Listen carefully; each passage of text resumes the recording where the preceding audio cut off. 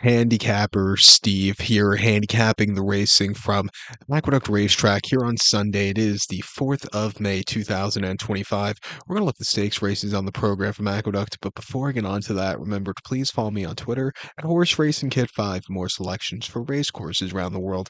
We have some very good racing on the program today from Aqueduct.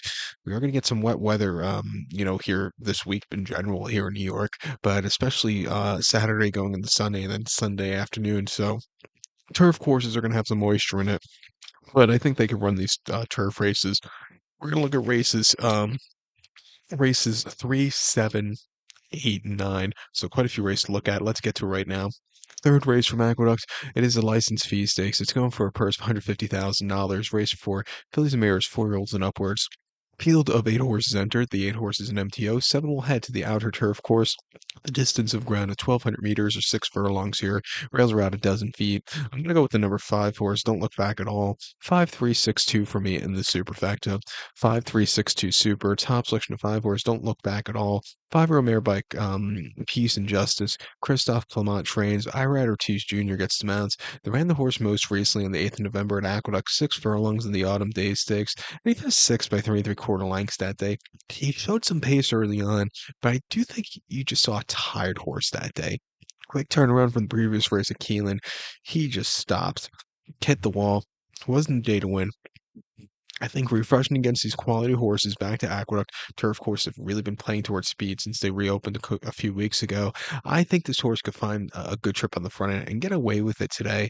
He ran 2 back in the Franklin County Stakes at Keelan, 5.5 on the 13th of October, and finished 12th by 5 3/4 lengths. Was placed 11th through a disqualification of third place finisher Pandora's Box or Gift, who just really kind of came in on quite a few horses in the lane. This horse just didn't really show up that day. Just never was comfortable. Wasn't the day to win.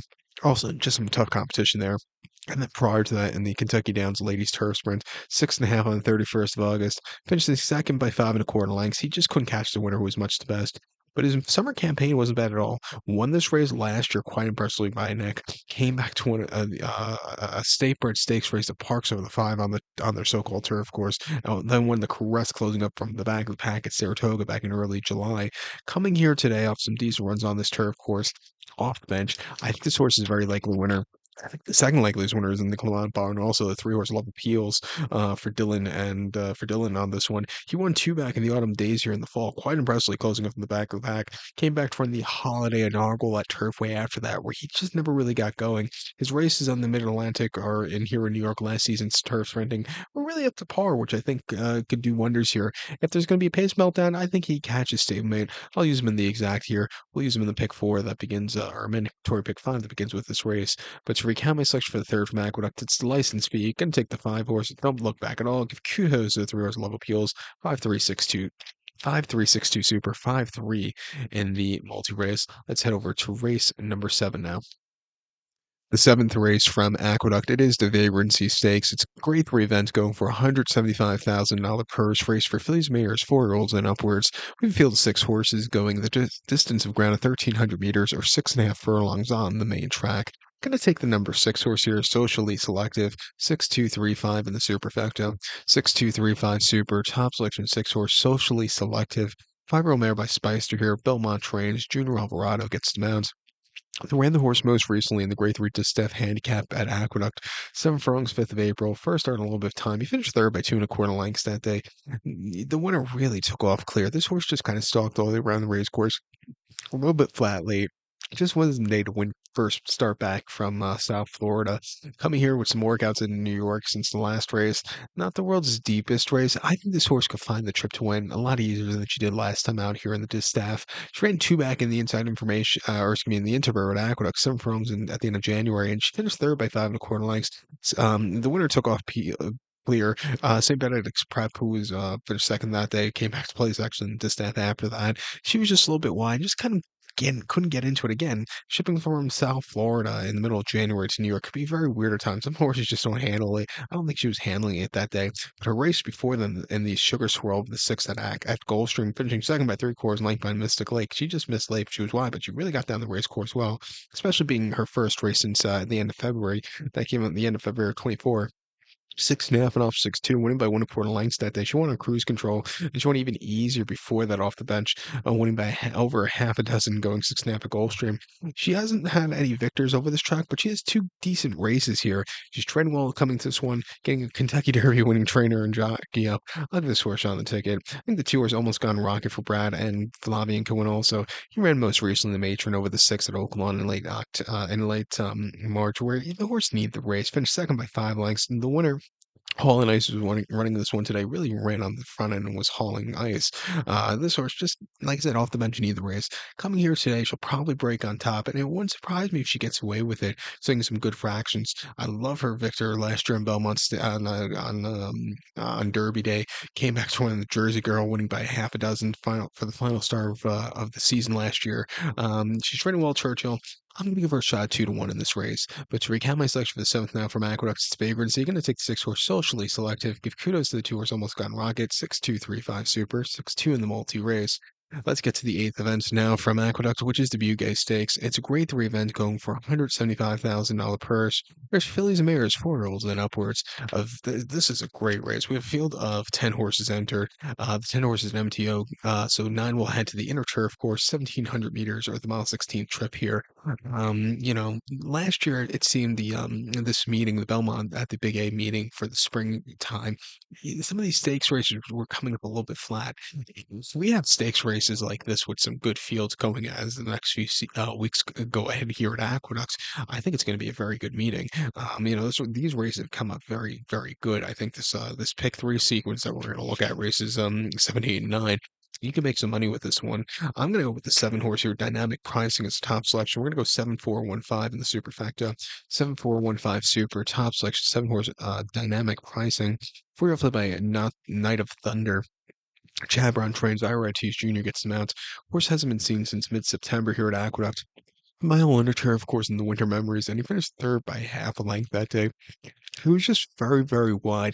He moved a little bit late, but he needed something more. But I don't think it was a half bad race. It was an improvement off the race before.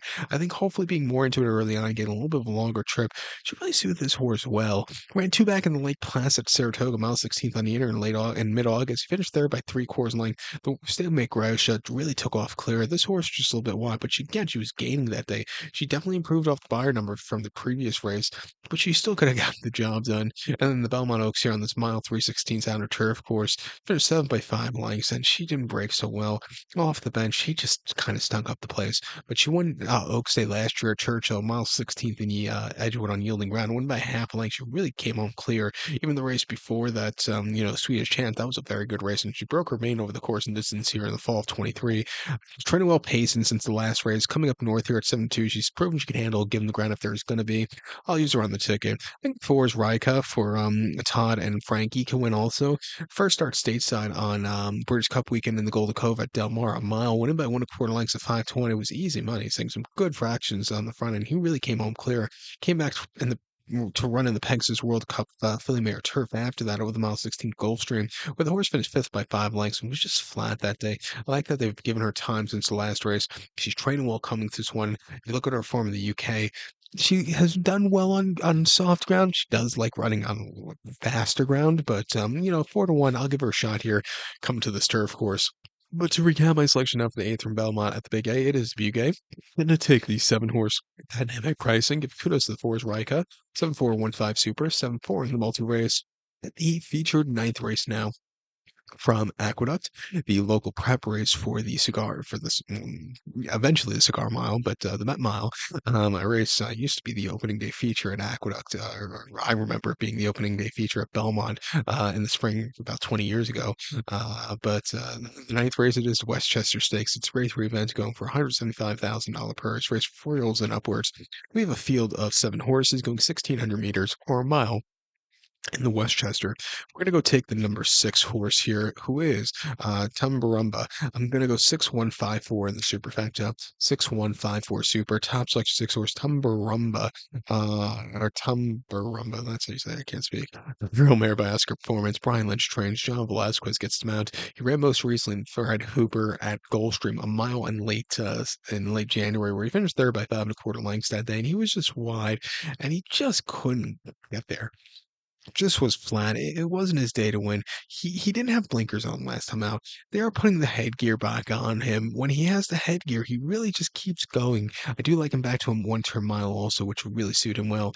The two previous races before the Hooper, he was running around two turns. He ran the Harlan's Holiday in late December at Gulfstream over the mile 16th, where he finished second by 1 1/4 lengths, where he stopped.